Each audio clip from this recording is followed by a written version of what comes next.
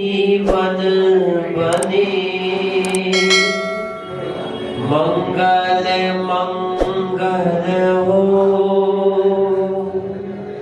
निर्भय वाणी सुन कर के सबका मंगल हो, सबका मंगल हो, सबका मंगल हो।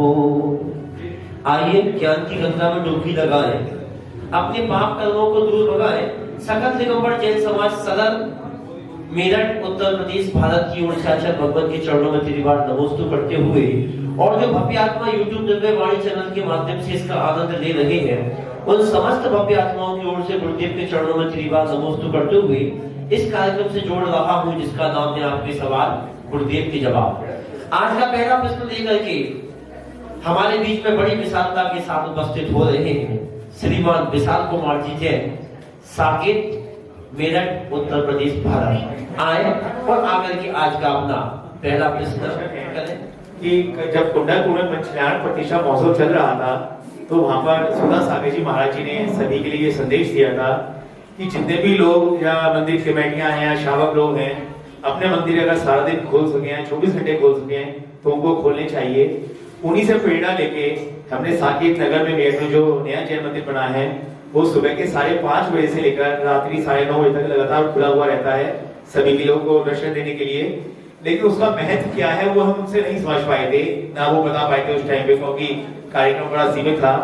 तो मैं जानना चाह रहा था कि सारे दिन अगर मंदिर खुला है तो उसके लिए शावक के लिए, साधुओं के लिए, समाज के लिए क्या? हमारे संजय क्या नाम विशाल जी बहुत पुराने भक्त हैं, आशीर्वाद। आपका जो प्रश्न है कि सुधा सागर जी महाराज ने कहा कि मंदिर को अधिक से अधिक खोल करके रखें। देखिए, कोई आए या ना आए, आप मुझे ये बताइए, आपके दुकान पर ग्राहक आए या ना आए पर आप दुकान खोल के रखते कि नहीं रखते हैं? पता नहीं कौन सा कब ग्राहक आ जाए।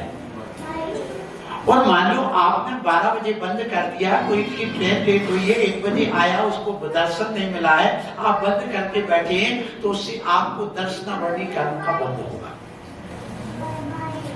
और यदि वो खुला है तो उसके लिए दर्शन हो जाएंगे। यदि आप इतना नहीं कर सकते, हमेशा खोल के नहीं रख सकते, तो कम से कम ऐसा झरोखा और ऐसी स्थिति बनाइए कि वो वहां से हाथ डाल के अर्घ भी चढ़ा सके और दर्शन भी कर सके, जिससे वह दर्शन से वंचित ना रह जाए। दूसरी बात, मंदिर अधिकांश खुले रहेंगे तो उससे लोगों की बार बार जाने की भावना भी होगी, बनेगी, और 4 लोगों की भी सुबह से शाम तक द्वारा और दर्शन करने की भावना होगी, उसका महत्व अपने आप में बढ़ जाता है। उससे जो पुनर्जन्म होता है, उससे जो कर्म की निर्जरा होती है, उसका एक महत्व ज्यादा होता है। वो मंदिर हमेशा खुले रहने से भी, उसमें आगमन बने रहने से हमेशा सकारात्मक ऊर्जा पैदा होती है। इसलिए भी उसको अधिकांश खोल करके रखें तो अच्छा रहता है। परंतु इस बात का भी ध्यान रखना, चोर डकैत लोगों से भी बचा के रखना है, क्योंकि पंचम काल है, ये पंचम काल है। इस बात का ध्यान रखें, यदि तुम्हारे यहाँ पर कोई ऐसी व्यवस्था है कि जिससे कि आप उसको गर्भगृह को बंद करें, अब जैसे मान लो यही रखे, ये चांदी के वो रखे, क्योंकि चोर की दृष्टि भगवान की ओर नहीं होती, उनको अपने माल की ओर होती है। वो जब घुसते हैं तो यही देखते हैं कि कौन सा माल कहाँ है। आपको मैं एक घटना और बता दूं, दिन भर मकान मंदिर खोलने की फल बताऊं कि उज्जैन और इंदौर के बीच में एक छोटी सी गांव था, वहां पर एकांत में मंदिर था, 15-20 घर रहते थे वहां पर, और वहां पर एक चांदी की प्रतिमा रखी थी, लगभग होगी 8 से 10 किलो की, करीब वो जो 9 इंच की प्रतिमा होती है, वो प्रतिमा लगभग 8-10 किलो की चांदी की होती है। उसने क्या देखा, एक आया, वो बाबूजी के साथ में ड्राइवर उसका पति बन जाता था, और वो मैडम बन के आती थी, और आती एक दिन दर्शन किए, 2 दिन किए, एक दिन 7 बजे आई, दूसरे दिन 8 बजे आई, फिर 9 बजे आई, 10 बजे आई, 11 बजे आई, 12 बजे आई, और उसने देखा 1-1 घंटे बैठ करके पूजा करती थी। और क्या देखती थी वहां पर कि कब यहाँ पर एकांत मिलता है, कब माली कहाँ जाता है, कब पुजारी कहाँ जाता है, कब कब लोग कहाँ कैसे आते हैं। तो वो लगातार ऐसे करते करते करते उसने देखा कि ठीक 11:30 और 12 बजे के बीच में लगभग कोई यहाँ नहीं आता है। उस समय पुजारी चला जाता और वो जो माली होता वो बर्तन मांजने में लग जाते। अब उस बीच में वो आई और आ करके अपने हाथ में एक थैला टांगे थी और पूजन की थाली द्रव्य लाकर के वहां बैठती थी और उसने रखा। और उस दिन जैसे वो बर्तन मांजने लगा उसने वो काय में डाल दी, प्रतिमा को डाला थैले में और अब वो चक्कर। अब जितने में 10 मिनट भी नहीं होंगे बल्कि 2-5 मिनट हुए होंगे। उसने देखा अरे पूजा करती थी आज पूजा नहीं करी। वो भागे और देखा प्रतिमा गायब। उसको संदेह हो गया। तत्काल चारों तरफ गाड़ी पहुंचाए और जाकर के देखा, उसको पकड़ा तो उसकी कार में वो प्रतिमा बरामद हो गई। इस बात का भी ध्यान रखना। आप खोलिए विशाल जी, और लेकिन इतना ध्यान रखिए कि सुरक्षा पहले जरूरी है, अन्यथा अनर्थ हो जाता है। आशीर्वाद। अगला प्रश्न लेकर के हमारे बीच में उपस्थित हो रहे हैं श्रीमान संजीव कुमार जी जैन, एडवोकेट, सदर, मेरठ, उत्तर प्रदेश, भारत। आए और आकर के अपना प्रश्न करें। इसके बाद तैयार है श्रीमती सोनिया जैन। अगले प्रश्न। महाराज श्री, मेरे प्रश्न एक ही है लेकिन उसके 2 भाग है। पहला भाग है, एक तरफ तो हम जमीकन छोड़ते हैं, रात का खाना नहीं खाना, ये नहीं खाना, और उसमें कसाई पाल रखी है, रागदेश पाल रखा है, वो हम छोड़ते नहीं है। दूसरा ये है कि हमने कोई कसाई नहीं पाल रखी, कोई रागदेश नहीं है हमारे मन में, लेकिन हम जमीकन खा रहे हैं, रात को खाना भी खा रहे हैं, तो कौन सा भाग उचित है? आप किसका मार्गदर्शन दें? देखिए, दोनों भाग अनुचित हैं। क्या कह रहा हूं, आपका प्रश्न है 2 पार्ट में है। एक व्यक्ति वह है जो रात में खा रहा पर रागद्वेष नहीं कर रहा है, और एक व्यक्ति वह है कि जो रागद्वेष तो कर रहा है, रात में नहीं खा रहा। दूसरा वो है कि रात में खा रहा पर रागद्वेष नहीं कर रहा। अब बताइए इन दोनों में कौन उचित है कौन अनुचित है? तो मेरी दृष्टि में दोनों अनुचित है। रागद्वेष भी छोड़ना है हमारे लिए और रात्रि भोजन भी त्याग करना है। सिद्धांत तो जैन धर्म का यही है। एक द्रव्य से और एक भाव से 2 चीजें होती हैं। जहां पर द्रव्य है वहां भाव होना चाहिए, और जहां भाव है वहां द्रव्य से क्रिया भी होना चाहिए। आप लोग पूजन करते हैं, शिखंडी जाते हैं, वहां पर पढ़ते भाव सहित बंदे जो कोई ताही नरक पशु गति ना हुई। तो भाव सहित बंदे, भाव बंद ना करे जो कोई ये नहीं कहा, वहां जाए बंद ना करे द्रव्य से और भाव सहित करे, तब उसका सही फल मिलता है। इसी प्रकार से देखिए, रात्रि भोजन त्याग जो नहीं कर रहा है, सुनना, बार करना पड़ता है, रात में खा रहा है और कह रहा राग द्वेष नहीं कर रहा है, तो जहां पर रात्रि भोजन है वहां राग द्वेष तो है ही। क्या कह रहा हूं? जहां पर परिग्रह है, जहां पर रात्रि भोजन आदि है, वहां राग द्वेष तो होते नहीं। ध्यान रखना, बिना राग के बिना द्वेष के कोई क्रिया होती ही नहीं। एक व्यक्ति कहता है कि मुझे कोई राग नहीं, मैं घर में रह रहा हूं। अब मुझे बताओ, राग नहीं है, आपके सामने यहाँ 4 शर्ट लगी हुई हैं। कितनी? 4। कहाँ है वकील साहब? कितनी? 4 लगी हुई हैं। अभी बताइए, आपने सोचा मुझे राग नहीं, अब वहां 4 में से आपको मालूम कि नीली वाली शर्ट बहुत अच्छी है और ये काले पैंट पर सफेद पैंट पर अच्छी लगेगी, तो आपने उसको उठाया तो राग होगा कि नहीं? बिना राग, अच्छा चलो कोई बात नहीं बता। अब ये बताइए, हाथ उसमें जाएगा, किसमें? शर्ट में। तो बिना राग के जाएगा कि अपने आप घुस जाएगा? कि राग करने पर जाएगा? जब इच्छा करोगे कि मुझे इसमें हाथ डालना है, जब हाथ डालेगा कि अपने आप चला जाएगा? बोलो, इच्छा करोगे तो वहां राग द्वेष है ही। मतलब जहां परिग्रह है, जहां रात्रि भोजन, वहां राग द्वेष तो नियम से है ही।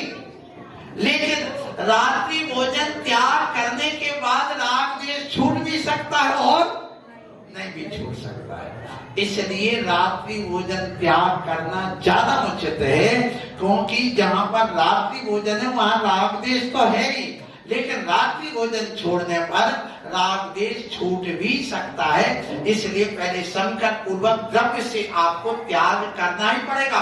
यही हमारे आचार्य समंतवत स्वामी ने क्या, राग द्वेष निर्वृत्ति चरणम प्रतिपद्यते साधु, उन्होंने कहा कि हम आचरण संयम ले रहे। क्यों? राग देश की निवृत्ति के लिए त्याग किया जाता है, ना कि राग देश छोड़ने पर त्याग किया जाता है। मतलब ये है कि हमने जो रात्रि भोजन त्याग किया है वो क्यों, किसके लिए किया है? राग देश की निवृत्ति के लिए त्याग किया जाता है। यदि राग देश की निवृत्ति पहले हो जाए तो फिर त्यागने की कोई जरूरत ही नहीं, क्योंकि हमें मुख्य क्या है? राग देश मोह छोड़ करके वीतराग बनना जरूरी है। इसलिए क्या कहा? कसाई करता है करेगा, कोई बात नहीं, कसाई क्षणिक होगी मिट जाएगी, पश्चाताप कर लेगा। लेकिन रात्रि भोजन त्यागने के तो निरंतर उसका कर्म बंधा रहेगा। जैसे मान लो आपने उसमें तिजोरी में से नोट गिने रख दिए थोड़ी देर के लिए, और एक व्यक्ति ने उस नोट को फिक्स कर दिया, कहां पर? बैंक में, और उसने 5 साल के लिए 7 साल की एफडी कर दी, तो ब्याज किसका मिलेगा? और जो घर में उठाए तो उसी प्रकार सुनिए, जिसने आजीवन रात्रि भोजन त्याग कर दिया, उन घंटे 2 घंटे राग द्वेष भी कर दिया, तो उतने करने से उसका कोई हानि नहीं होगी। लेकिन जिसने आजीवन त्याग कर दिया उसके लिए लाभ ही लाभ होगा, इसलिए उसको त्याग करना श्रेष्ठ है। अगला प्रश्न लेकर के श्रीमती सोनिया जैन सदर मेरठ उत्तर प्रदेश भारत आए, और इसके बाद तैयार रहे महान हमारे कवि महोदय सौरभ सुमंत जी। अगला प्रश्न उनका रहेगा। नमोस्तु आचार्य गुरुवर, मेरी ये जिज्ञासा है कि जब हम लोग कोई भी विधान रचाते हैं तो मांडलिक की स्थापना करते हैं, तो क्या मांडलिक की स्थापना करने का विशेष महत्व है? और मैंने आजकल ये देखा है कि उस पर श्रीफल और बादाम चढ़ाने की ऐसी परंपरा हो गई है कि चाहे कोई नेल पॉलिश लिपस्टिक लगाई है, चाहे 16 के शुद्ध अशुद्ध कोई वस्त्रों का विवेक होता नहीं है, एक होड़ लगी रहती है कि हम भी इस पर श्रीफल और बादाम चढ़ा दें। तो उसका क्या बनाना तो जरूरी है क्या? हाँ जरूरी है। देखिए जैन धर्म में यंत्र मंत्र और तंत्र सबसे ज्यादा इस महत्व है। किसका? यंत्र मंत्र और तंत्र का। सुनिए, दुनिया के जितने मंत्र बने वो जैन धर्म से ही बने हैं। जितने दुनिया के मंत्र बने इनकी उत्पत्ति जैन तीर्थंकरों से के मुख से ही हुई है, और दुनिया में किसी के मुख से नहीं हुई है। एक बात तो इसका ध्यान रखना। दूसरी बात ये है कि जो यंत्र मंत्र तंत्र क्या कहलाता है, सुनो कि देखिए जो भगवान के मुख से बीजाक्षर निकलते हैं, उन बीजाक्षरों को, जैसे आपने बोला भगवान तीर्थंकर कैसे होते हैं, तो भगवान ने तो दिव्य ध्वनि में क्या कहा? ये मंत्र बन गया। भगवान ये लक्ष्मी क्या होती है? अंतरंग लक्ष्मी, मोक्ष लक्ष्मी, धन कैसे मिलता, चक्रवर्ती पद कैसे मिलता, तो भगवान क्या करेंगे? श्री मंत्र बन गया। आपने पूछा भगवान पंच परमेश्वरी क्या होते हैं, 3 लोग क्या होते, 7 तत्व क्या होते, तो भगवान ने बोल दिया ओम, ये मंत्र बन गया। तो ये सारे मंत्र कहां से निकले? बोलो। दिव्य ध्वनि भगवान की सिर्फ जैनियों की खुद की और किसी की नहीं है। आप कोई ने कहा महाराज दुखी हो, दुख का मिटाने का उपाय क्या? तो भगवान ने दिव्य ध्वनि में क्या बोला? ये मंत्र बन गया, ये दिव्य ध्वनि हो गई। भगवान ये केवल ज्ञान क्या कहलाता, कैसे प्राप्त होती है? मिथ्या ज्ञान क्या कहा? तो महाराज जी भगवान ने क्या बोला? तो ओम ह्रीम श्रीम क्लीम एम, ये क्या है? सब बीजाक्षर है, अनंत अर्थ से भरा। तो इन मंत्रों को सुनिए, जब हम मनन चिंतन करते बैठ करके, वो मंत्र साधना कहलाती है। पर यंत्र साधना क्या कहलाती? जब उन्हीं मंत्रों को हम किसी कागज पर, प्लेट पर, कपड़े पर रच देते हैं तो वो क्या बन जाता है? यंत्र। तो मारना अपने आप में एक यंत्र है। क्या है वो? यंत्र है। उसकी यंत्र की स्थापना कर दी हमने उस विधान करते समय। तो हमारा देखिए जब हम मंत्र बोले वो ओम भीम श्री देवसाय गुरु नमः हर गाँव में पाप, ये मंत्र की क्रिया हो गई। फिर सुनिए, फिर इसके बाद में जो आपने मारना बना दिया वो यंत्र की क्रिया हो गई, और उसके ऊपर एक यंत्र और रख देते हैं। फिर इसके बाद में तांत्रिक क्रिया करते। तंत्र की क्रिया क्या? आपने जल चंदन अक्षत पुष्प फल आदि ले लिए और वहां स्वाहा कर दिया, श्रीफल चढ़ा दिया, वहां बादाम चढ़ा दी। ये तांत्रिक क्रिया कहलाती है। जो तन को साध करके किया जाता है उसका नाम क्या है? तांत्रिक क्रिया। जैसे कोई ने भभूत लाया, मुर्दे की भट्टी लाया, खोपड़ी लाया और छाप छुम छुम करने लगा, वहां पर एक तांत्रिक क्रिया। नींबू मिर्ची लाया, ये तन है, एक पदार्थ है उस पर तांत्रिक क्रिया करने लगा, कोई चप्पल जूते पर करने लगा, कोई तुम्हारे वस्त्र लेकर के उस पर करने लगा, कोई बालों पर करने लगा। इसी प्रकार अपने यहाँ भगवान के सिर पर भी तांत्रिक क्रिया होती है और इसमें सुबह से उठ करके हर व्यक्ति ये करता है। अभिषेक भी तांत्रिक क्रिया है, अर्घ्य चढ़ाना भी ये सब तांत्रिक क्रिया। तो तांत्रिक क्रिया दो प्रकार के, एक सम्यक और एक मिथ्या। हम जो क्रिया करते हैं वो सम्यक क्रिया है, मिथ्या क्रिया नहीं है, इसलिए वो सब करना चाहते हैं। इसी वजह से वो मारने पर हर व्यक्ति चाहता है, उससे हमारी रिद्धि सिद्धि होती है, निश्चित बात है, तो वो चढ़ाना चाहता। अब रही बात ये कि उस समय वह नेल पॉलिश वगैरह लगा के ना चढ़ाए, ना वो बाल खोल करके आए।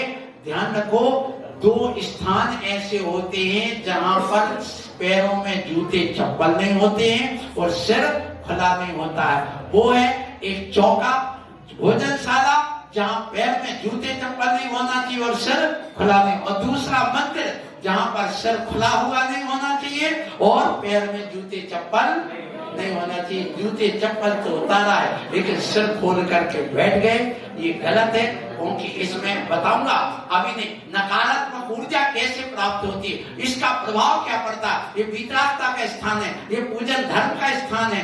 यहाँ पर सिर खोल करके गुरु के सामने, प्रभु के सामने नहीं बैठना चाहिए। इसमें भी तुम्हारी तांत्रिक क्रिया का संबंध जुड़ा हुआ है उस पूजन अभिषेक में। इसलिए तिलक होना चाहिए, सिर ढका होना चाहिए, या तो टोपी हो, पगड़ी हो, मुकुट हो या पल्लू हो। है अब सूट पैंट पहन के आए, टी शर्ट, अब वहां का पल्लू आएगा, कहाँ लल्लू आएगा, पछू ये स्थिति है। इसलिए आप लोग जी कवि महोदय जी आए, आकर के अपना आज का अगला प्रश्न करें। इसके बाद तैयार रहे श्रीमती मंजू जैन, जिनका नाम ले रहा हूँ। प्लेटफार्म खाली होने पर प्लेटफार्म पर आने की कृपा करें। महाराज एक जिज्ञासा है चंदनवाला कथा को लेकर। चंदनवाला जिस समय आहारचर्या को खड़ी हुई थी और वहाँ भगवान महावीर स्वामी मुनि अवस्था में वहाँ पर पहुंचे थे, तो जो हम लोगों ने भजन भी सुने, जो कथा सुनी, उसमें ये था कि दिन अठम की भूखी प्यासी आज बुलावे यह दासी। तो वहाँ पर ऐसी कौन सी शुद्धि थी जो मुनि ने आहार ग्रहण कर लिया और वो जो उड़द के दाल के दाने जैसे उस कथा में थे कि उन्होंने वो उठा करके और मुनिदेव को दिए और उन्होंने ग्रहण किए। तो अगर वो ग्रहण कर सकते हैं, या तो फिर, या जितना मेरा अपना ज्ञान है उसके अनुसार, या तो फिर वर्तमान के जो चौके हैं फिर उनकी व्यवस्था क्या है। बहुत अच्छी बात, बहुत अच्छा।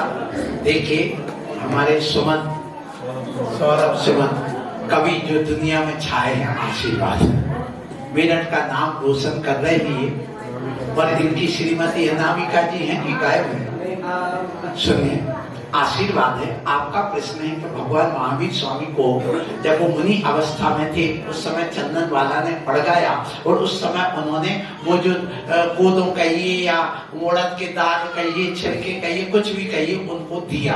तो ध्यान रखो, उस समय प्रत्येक श्रावक 8 वर्ष में श्रावक के गुणों से युक्त हो जाता था और उसी के अनुसार आहार पानी करता था। क्या कह रहा हूं? प्रत्येक श्रावक के शुद्धि पूर्वक वही भोजन बनता था जो होना चाहिए, ये ध्यान रखा।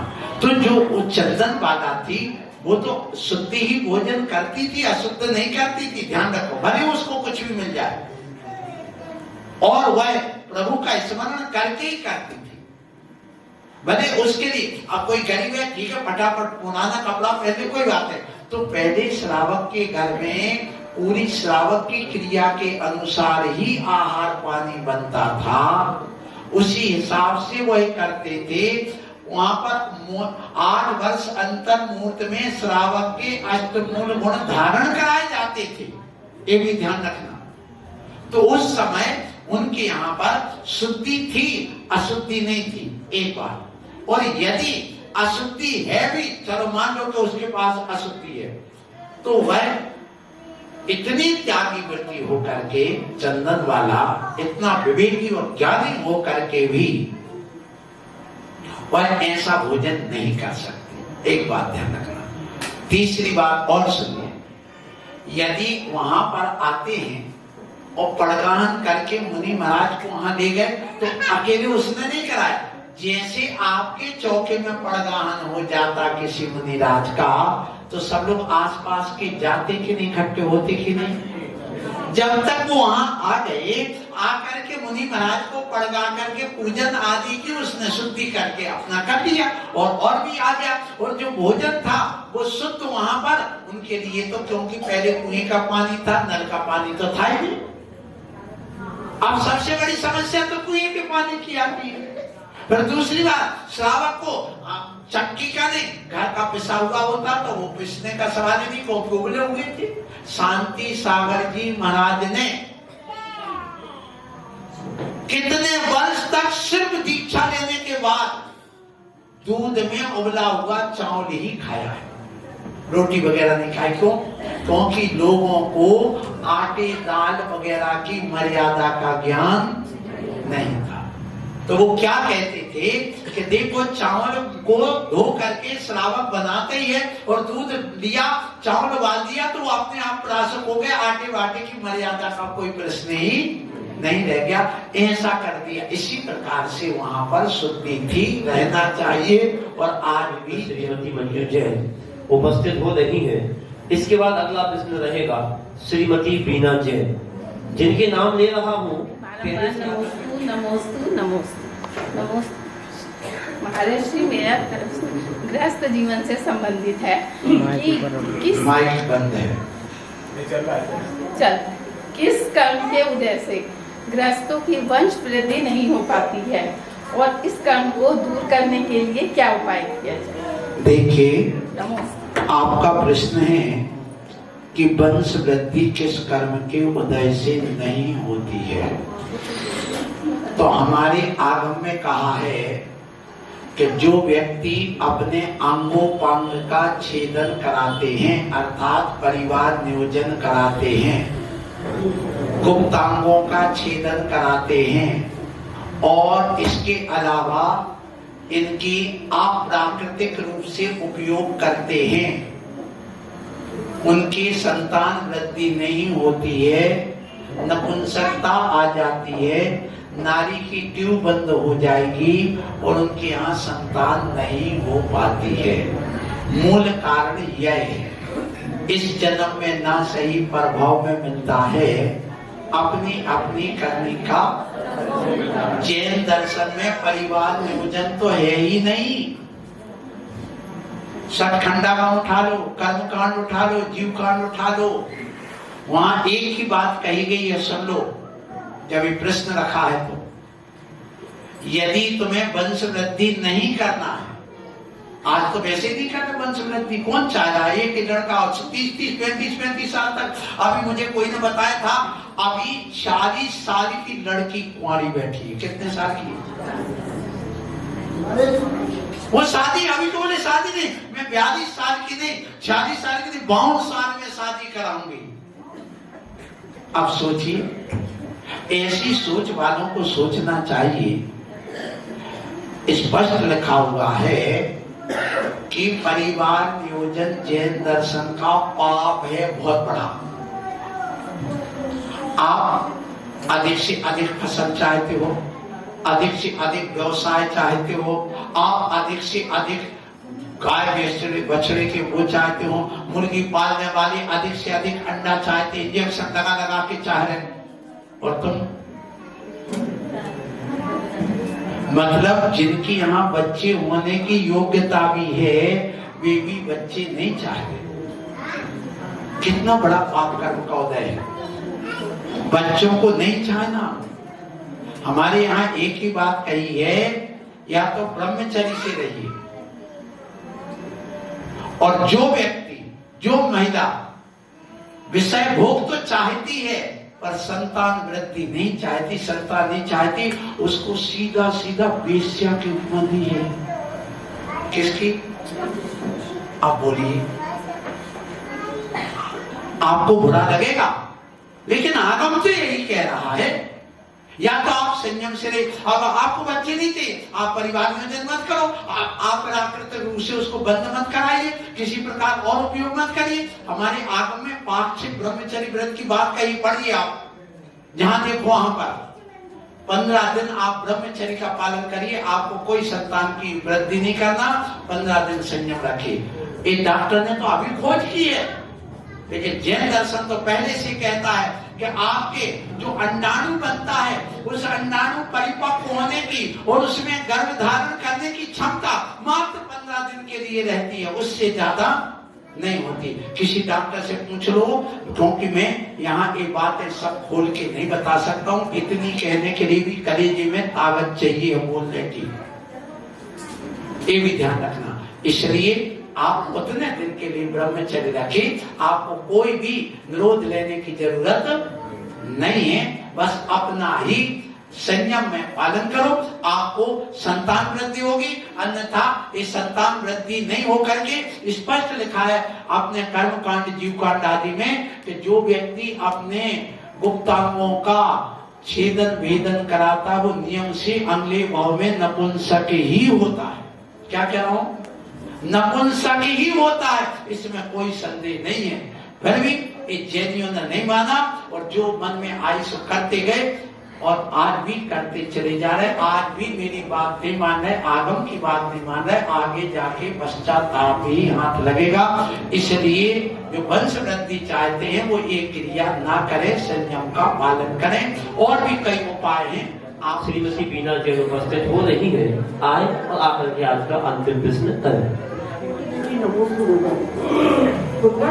तीर्थंकर का वस्त्र और भोजन क्या? तीर्थंकर के वस्त्र और भोजन स्वर्ग से आते हैं।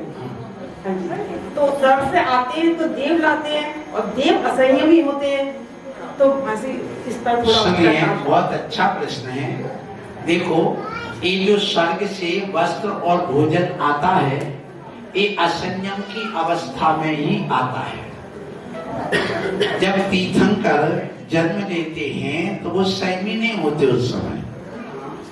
तो जब बालक का जन्म हुआ है उस समय वस्त्र स्वर्गों से आए, पर भोजन भी अमृत लाता, अंगूठे में लगा लेते, सो चूसता रहता है वो बालक। फिर इसके अलावा बड़ा हो गया और उसके बाद में जब वह राज्य तिलक आदि हो जाता है तो स्वर्गों से आ जाता है। और इसके बाद जब दीक्षा होती है तो उस समय देवों का भोजन नहीं लेते हैं। किसका लेते हैं? श्रावक का ही भोजन लेते हैं। उस समय वो देवों का ना वस्त्र तो धारण करने का सवाल ही नहीं। और यदि पंच कल्याणक में आते भी हैं उस राज्य तिलक आदि में, तो असंयम की अवस्था होती है। संयम के बाद तो देव आहार नहीं दे सकते, ना मुनि महाराज ले सकते, श्रावक ही देते हैं आशीर्वाद। आज कार्यक्रम यहीं पर समाप्त हो रहा है। कल का पहला प्रश्न लेकर के उपस्थित होंगे राकेश जी, ममता जी और सुनीत कुमार जैन। बहुत सारे प्रश्न हैं, घड़ी अपनी तेजी से बढ़ रही है, आपको समय के कारण से विलंब हो रहा है। कल आपके प्रश्न लिए जाएंगे। बाकी आप सबकी ओर से आचार्य भगवान के चरणों में तेरी बात। नमोस्तु, नमोस्तु, नमोस्तु।